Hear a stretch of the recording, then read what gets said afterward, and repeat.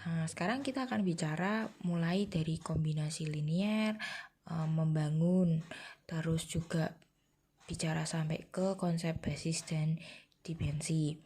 Nah, kalau vektor itu disebut kombinasi linier kalau dia bisa dibuat bentuk seperti ini. Jadi suatu bilangan skalar dikalikan vektor ditambah suatu bilangan skalar lain dikalikan vektor. Jadi misalnya ada vektor U dan vektor V. Apakah W itu adalah kombinasi linier dari U dan V? Nah, berarti biar jadi 2, 2, 2, berarti berapa K dikalikan U ditambah berapa K dikalikan V. Seperti itu. Sehingga kita nanti akan punya persamaan yang berarti K1 kali 0. Itu berarti 0 ditambah K2 kali 1 itu K2 sama dengan 2. Berarti kita langsung ketemu di persamaan pertama K2-nya adalah 2. Lalu persamaan kedua adalah min 2K1 ditambah 3K2 sama dengan 2. Lalu persamaan ketiga adalah 2K1 ditambah min 1 kali K2 sama dengan 2. Nah, karena kita udah tahu K2-nya 2, kita masukkan nilai K2 itu ke persamaan kedua. Sehingga didapat K1-nya adalah 2. Lalu kita cek dulu, apakah jika K2 sama dengan 2 ini dimasukkan ke persamaan ketiga, hasilnya konsisten. Ternyata hasilnya konsisten dengan persamaan ketiga. Jadi kalau ini tak masukin K1-nya 2, 2 kali 2 dikurangi K2-nya 2, hasilnya ternyata benar, dia adalah 2. Sehingga jawaban K1 dan K2 ini adalah konsisten. Karena konsisten sehingga vektor W itu bisa dikombinasi linear menjadi 2U ditambah 2V. Nah, yang C ini adalah, kalau tadi ini konsisten berarti dia adalah kombinasi linear, yang C ini adalah contoh yang nggak konsisten. Jadi kita buat seperti semula, ternyata kalau K2 nya ini sama dengan 0, kita masukkan ke persamaan kedua, hasil K1-nya adalah min 2, sedangkan kalau K2 nya 0, kita masukkan ke persamaan ketiga, ternyata K1-nya adalah 5/2. Kok jawabannya beda? Berarti nilai K1 itu nggak konsisten, sehingga W ini nggak bisa disebut kombinasi linear dari vektor U dan vektor V. Lalu subbab yang selanjutnya adalah tentang merentang. Jadi apakah vektor-vektor ini merentang di R3? Jadi kita punya V1, kita punya V2, kita punya V3. Berarti syarat merentang adalah kita misalkan jadi kombinasi linear. K1 dikali vektor V1, K2 dikali V2, tambah K3 kali V3. Karena kita punya kombinasi linear ini, kita bikin persamaan, sehingga ketemu 3 persamaan, kita bikin matriksnya. Berarti 2, 0, 0, karena ini 2, 0, 0 ya, terus 2, 0, 1, terakhir 2, 3, 1. Seperti itu. Lalu, kita cari determinannya. Jadi, kalau determinannya enggak 0, berarti dia merentang. Jadi vektor V1, V2, V3 ini merentang gitu loh. Sedangkan kalau nanti, ini contoh yang B adalah contoh yang enggak merentang. Jadi sama, kita bikin kombinasi linearnya dulu, lalu setelah itu kita cari determinannya dari matriks ini gitu loh. Ternyata hasilnya 0, berarti dia tidak merentang. Jadi kita udah dapat kesimpulan pertama, kalau merentang syaratnya adalah determinan 0. Kita bikin dulu kombinasi linearnya, lalu kalau merentang determinannya enggak boleh 0. Sedangkan kalau tidak merentang berarti determinannya adalah 0. Ya. Lalu tunjukkan apakah bebas linear atau enggak. Nah, sama, kita bikin lagi sebuah kombinasi linear, tapi kalau tadi merentang kan berarti kan ininya kan B1, B2, B3. Dalam artian berarti kan itu bisa kombinasi angka-angka. Tapi kalau dia bebas linear atau enggak, berarti dia harus hasilnya adalah homogen 0, 0, 0 gitu loh. Sama, kita bikin dulu ke bentuk matriks ya. Ini 4 min 2, 4 min 4 0 ya, seperti ini. Kita bikin pakai metode OBE. Kita sederhanakan ya. Kita cari solusinya sehingga kita dapatkan bahwa K1 min setengah K2 sama dengan 0, K2 sama dengan 0. Seperti itu. Ya. Terus habis itu karena K2-nya sama dengan 0 sehingga K1 itu sama dengan setengah K2, berarti kalau K2-nya 0 kita masukkan ke sini berarti K1-nya juga 0. Sehingga artinya vektor-vektor tadi itu, ini dan ini itu bebas linear karena hasilnya solusinya cuma satu. Berarti solusinya kan kalau K1-nya 0, kalau K2-nya 0. Berarti kan ini hanya ada satu solusi. Nah, contoh yang lain adalah kita bikin lagi yang D ini sebagai kombinasi linear, kita sama dengan kan 0, 0, 0, lalu kita bikin OBE-nya ya. Sehingga ketemu ini K1, ini K2, K3, K4, berarti K1 ditambah min 38 per 3 K4 sama dengan 0, K2 ditambah min setengah K3 sama dengan 0, K3 ditambah min 22 per 9 K4 sama dengan 0, seperti itu. Lalu berarti kita bisa bikin K1 itu sama dengan 38 per 3 K4, K2 itu sama dengan setengah K3, K3 sama dengan 22 per 9 K4. Ini bisa disubstitusikan ke sini, sehingga K2 itu ketemu adalah 11 per 9 K4, seperti itu. Karena ini kan berarti K1 sama dengan K4, K2 sama dengan K4, berarti kita bisa misalkan K4 nya itu adalah T. Jadi kan artinya T itu kan semua angka bisa masuk ya, seperti itu. Kalau K4 nya T, berarti K2 nya 11 per 9 T, K1 nya 38 per 3 T. Lah kalau K2 nya 11 per 9 T, berarti K2 nya ini sama dengan seperti berapa T, K3 nya, lalu K2 ya K3 nya berapa T, berarti 22 per 9 T, seperti itu.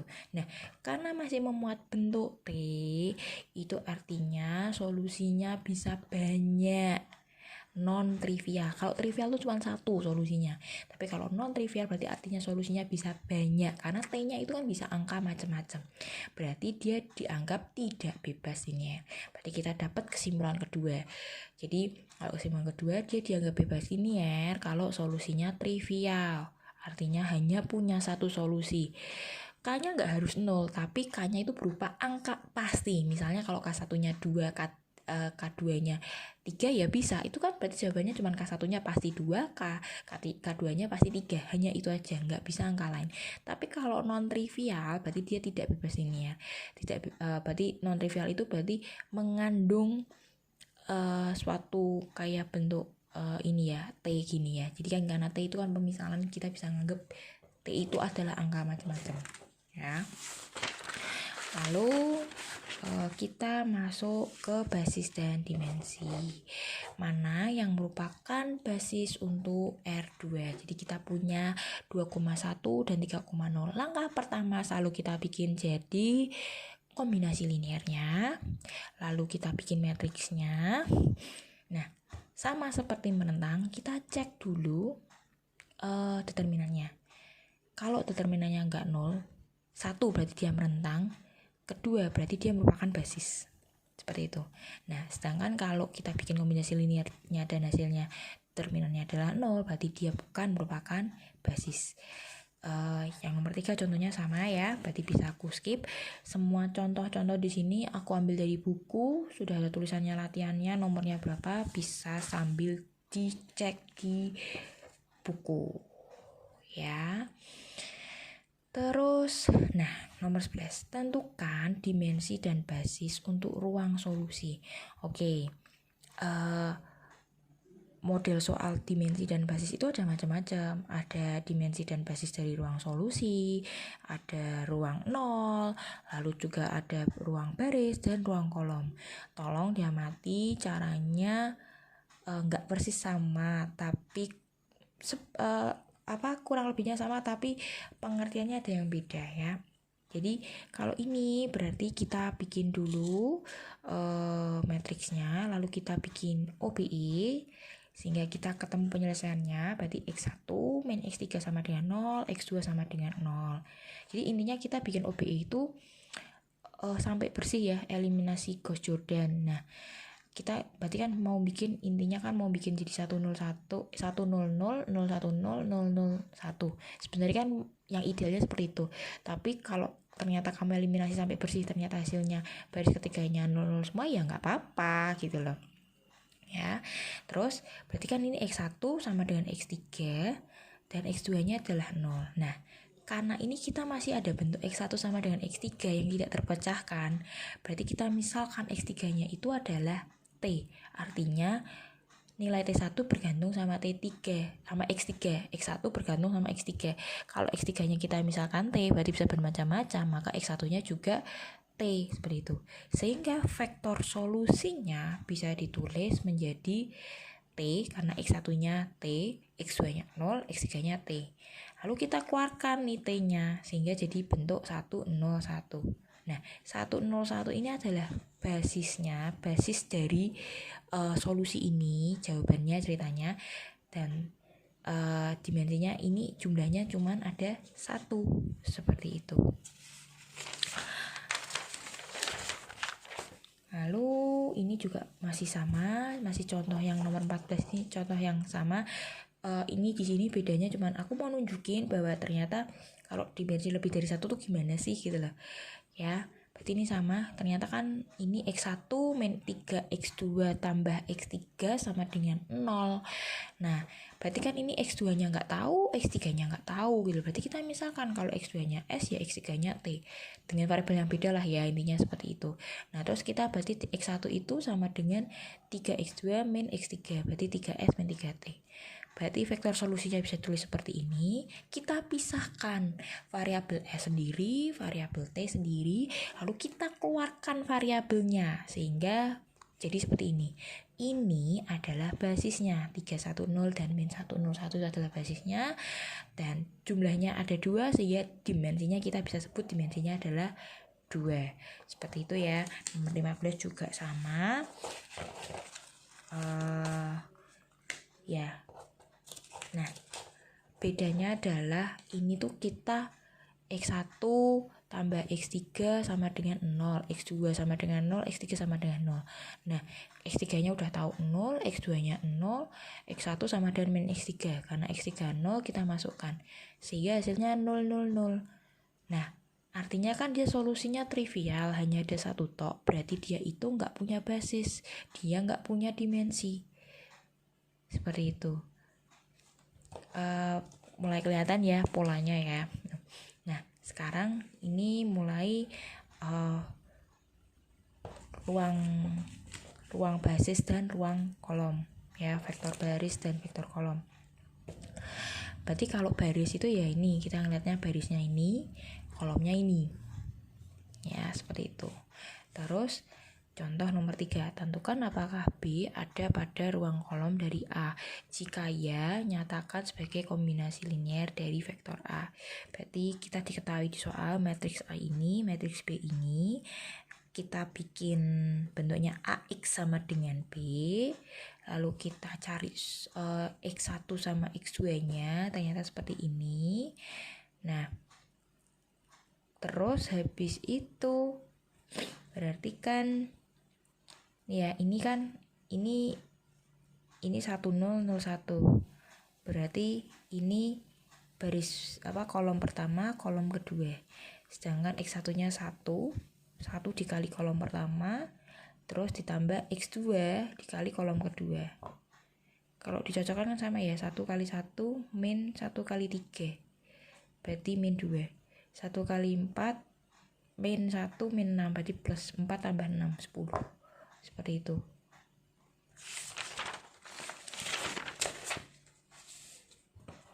Nah, ini contoh lain lagi, sama tadi kita bikin dulu AX sama dengan B, kita cari pakai eliminasi Gauss, pakai OBE. Ternyata ini ada yang nggak konsisten. Jadi ini kan X1 tambah X3 sama dengan 0, X2 tambah X3 sama dengan min 1. Ini 0 semua tapi 3. 0 sama dengan 3 itu nggak mungkin. Seperti itu. Berarti artinya kalau seperti ini itu tidak ada solusi. Jadi bedakan ya, kalau bawahnya 0 semua itu malah solusinya non trivial, artinya bisa ada banyak kemungkinan gitu loh, solusinya tak hingga. Tapi kalau ini 0 sama dengan 3 atau 0 sama dengan A, angka berapapun, itu berarti dia malah justru tidak ada solusi. Seperti itu. Berarti artinya B ini nggak berada pada ruang kolom matriks A. Seperti itu ya. Nomor 5 sama seperti yang atasnya ini ya. Berarti kan AX sama dengan B, kita cari ya seperti ini. Jadi bentuk vektornya jadi seperti ini. Kalau sama dengan 0 ya tinggal ininya hilang gitu, karena ini kan 0,0 sama 0 berarti nggak dianggap, berarti hilang. Ini kalau yang sama dengan 0, kalau ini yang AX sama dengan B, seperti itu. Terus ini juga sama, full skip. Nah, tentukan basis untuk ruang 0. Nah, kalau ruang solusi berarti ini ada angkanya gitu ya, ada angkanya. Kalau ruang 0 ya berarti sama dengan 0 semua, bedanya itu ya. Ini kan dimensi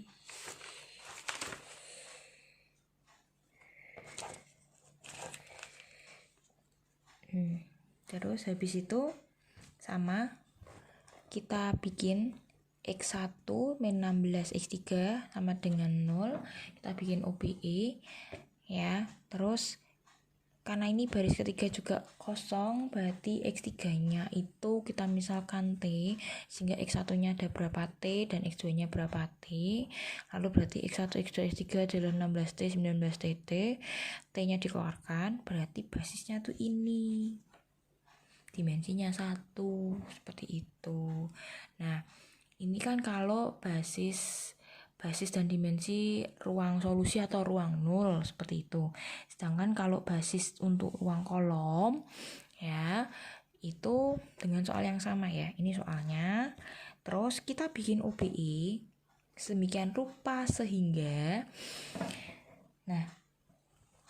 basis ruang kolom itu adalah kolom yang bentuknya identitas. Berarti ini kan identitas ya. Ini aku tipu sampai dari kemarin belum tak benerin. Ini berarti 0 ya. 1 0 0 0 1 0 seperti itu.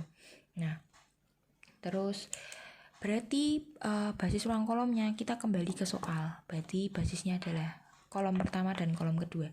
157 sama min 1 min 4 min 6. Seperti itu. Ya. Terus kalau ruang baris caranya adalah ditranspos terlebih dahulu, terus kita cari sama seperti OBE ya. Ketemu lagi yang bentuk identitas, berarti basisnya untuk ruang baris itu ini kan 1 min 1 3 sama 5 min 4 min 4 kan baris 1 dan 2. Nah, seperti itu basis ruang baris.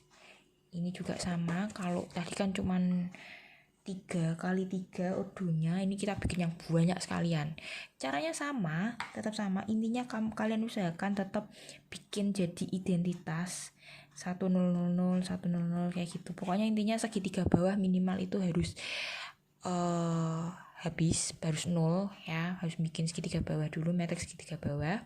Nah, berarti yang memuat bentuk identitas ini, yang bentuk 100 ini itu adalah basisnya. Sehingga berarti basis ruang kolomnya adalah ini, kolom pertama, kolom ketiga, dan kolom kelima. Nah, kalau ruang baris berarti sama tadi, ditranspos dulu, kita bikin OBE sampai bentuknya adalah segitiga bawah juga. Berarti karena yang bikinnya 100 100 juga, itu berarti ada 3 kolom pertama ya, berarti ini basis ruang barisnya. Seperti itu ya. Nah, kalau kita lihat basis ruang kolomnya ada 3, basis ruang barisnya ada 3. Kesimpulannya dimensinya 3, berarti dimensi ruang kolom sama dengan dimensi ruang baris. Ini ada teorema yang menyatakan demikian ya, seperti itu. Lalu kita bicara soal nilai eigen dan vektor eigen, dan nanti hubungannya kepake di diagonalisasi. Nah, kalau kita bicara nilai eigen dan vektor eigen, kita bikin dulu bentuk lambda I min A. Selalu seperti itu. Setelah ketemu lambda I min A, kita cari determinan lambda I min A sama dengan 0. Kita faktorkan ketemu nilai lambdanya. Berarti nilai eigen A adalah lambda ini, lambda 3 dan lambda 5. Lalu kalau untuk tiap nilai eigen tentukan rank dari matriksnya, berarti kita masukkan nilai eigennya. Untuk nilai eigen 3 kita masukkan dulu lambda I min A-nya sehingga matriksnya ini jadi begini. Kita OBE kan ya. OBE itu sama rank sama nulitas itu intinya kita bikin identitas juga. Nah, ternyata setelah kita bikin identitas, bentuk yang baris yang memuat identitas itu hanya di baris pertama aja, sehingga ranknya adalah cuman 1 seperti itu. Kalau ranknya 1, nulitasnya pasti 2 ya, nulitasnya pasti 2 karena ada teorema yang mengatakan bahwa rank ditambah nulitas sama dengan jumlah kolom. Nah, kolomnya ini kan, ini matriksnya kan ordo 3 kali 3, berarti kolomnya ada 3 sehingga jumlah rank dan nulitasnya itu harus 3 seperti itu. Nih ya, kalau bicara soal rank dan nulitas ini mungkin contoh yang lebih jelas nih. Sama aku cari bentuk ini OBE-nya sampai intinya kita bikin identitas, ternyata yang kebentuk identitas 1001 ini cuma 2 baris sehingga ini ranknya 2 ya, seperti itu. Terus habis itu ternyata kalau ini ya, contohnya kita bikin ranknya 2, ternyata ini adalah kolom nulitasnya. Kolom nulitas tuh yang nggak ada dimensinya 1001-nya, ini nulitasnya. Karena ini matriks 3 kali 3 sehingga ranknya 2, nulitasnya 1. Rank ditambah nulitas sama dengan jumlah kolom. 2 tambah 1 sama dengan 3. Terbukti ya teoremanya itu. Nah, berarti kalau nulitasnya 2 kita bisa ngomong dimensinya 2. Dari mana nanti kita buktikan di belakang ya. Terus untuk lambda 5 ketemu juga ranknya 2 ya. Karena ini ordo 3 kali 3, ranknya 2, nulitasnya 1, dimensinya 1. Nah, terus kita kan pertanyaannya yang C itu adalah apakah A dapat didiagonalisasi seperti itu. Nah, jadi kalau lambdanya 3, kita cari solusinya dulu X1, X2, X3 ya, sama seperti tadi. Ternyata kita dapat bentuk seperti ini. Berarti ini kan basisnya ada 2, 1, 2 ini. Berarti kan basisnya 2, dimensinya 2 kan. Berarti cocok ya sama ini. Nih, nulitasnya 2, berarti dimensinya 2. Untuk lambdanya sama dengan 3. Seperti itu. Terus kalau lambdanya 5, ternyata basisnya 1, dimensinya 1 gitu. Cocok lagi. Seperti itu. Jadi matriks A ini bisa didiagonalisasi karena jumlah dimensinya dari total vektor eigennya, dua nilai eigen menghasilkan 3 dimensi seperti itu ya. Terus basis vektor eigennya juga 3 ya, atau pasti kan kalau dimensinya 3 ya basisnya juga 3. Berarti matriks A ini dapat didiagonalisasi. Jadi jangan terkecoh hanya mengecek diagonalisasi itu dari nilai eigennya aja. Jadi biarpun nilai eigennya 1, kalau ternyata kamu bikin solusinya ternyata basisnya 3, ya boleh gitu loh. Kalau ordo 3 kali 3 ya boleh aja gitu loh. Berarti dia tetap bisa didiagonalisasi gitu loh. Tapi kalau misalnya nilai eigennya cuma 2 dan ternyata basisnya setelah kamu cari solusinya cuma 2 vektor basisnya, ya berarti nggak bisa didiagonalisasi kalau dia matriksnya ordo 3 kali 3 seperti itu. Nah, terus kalau dia udah pasti bisa diagonalisasi, nih soal selanjutnya, tentukan sebuah matriks P yang mendiagonalisasi A dan tentukan P inverse A kali P. Langkahnya berarti kalau kamu diagonalisasi, syarat pertama dia harus matriks persegi. Berarti mau ordo 2 kali 2 boleh, 3 kali 3 boleh, 4 kali 4 boleh, terserah, pokoknya intinya dia persegi. Lalu kita cari dulu nilai eigennya. Jadi kita cari lambda I min A, kita cari determinannya sama dengan 0, ternyata nilai eigennya adalah 2 dan 1. Lalu kita cari solusinya dari masing-masing nilai eigennya. Kalau lambdanya 1 pakai OBE, ternyata solusinya ini, berarti ini basisnya ya. Untuk lambda 2 ternyata ini basisnya ya. Ini basis pertama, ini basis kedua. Jadi tak tulis basis pertama, ini basis kedua. Seperti itu. Nah, terus ada rumus. Kita kan suruh nyari P inverse A kali P. Nah, P inverse A kali P itu ada teorema yang mengatakan bahwa bentuk P inverse A kali P itu adalah, kalau ini tadi kan order 2 kali 2 ya, berarti adalah begini.